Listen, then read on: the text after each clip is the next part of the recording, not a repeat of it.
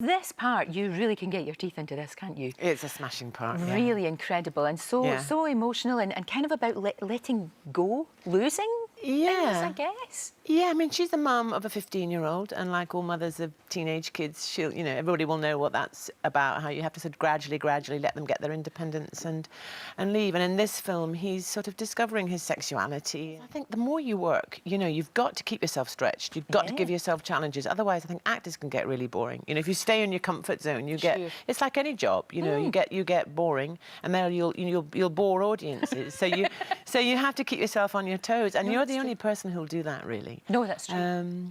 So, yeah, but, I mean, this was a fantastic role. Oh, amazing. Absolutely amazing. A great cast, too. Yeah, yeah.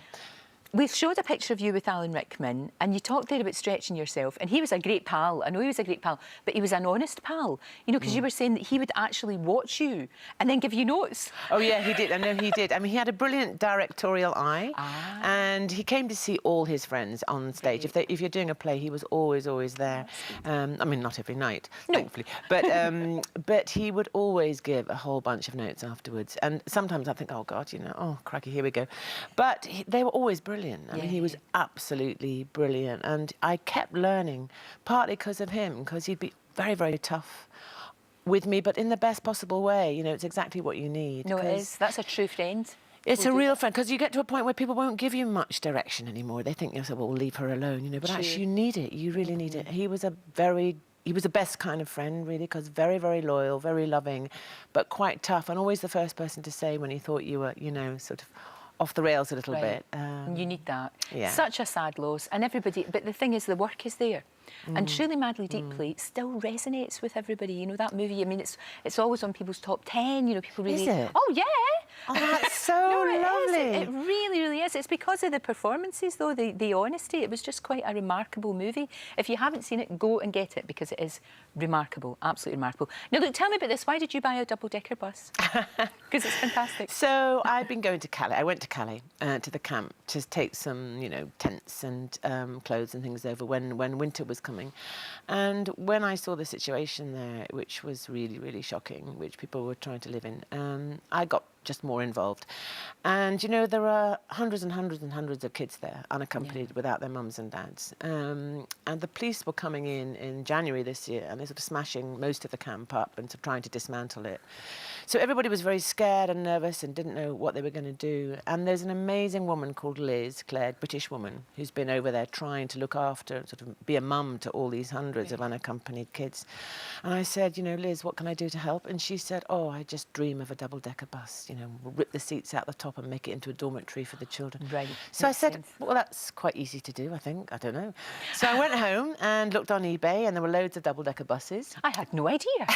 Nor did I. No idea. And I discovered that red ones are much more expensive because they got vintage value. So I bought a blue one for about you know, £5,000, and then I crowdfunded for it, and the public were brilliant. That's I mean, fantastic. we made 10 grand in 10 days. Right. Which I thought was good. It's very good. And then we had it adapted.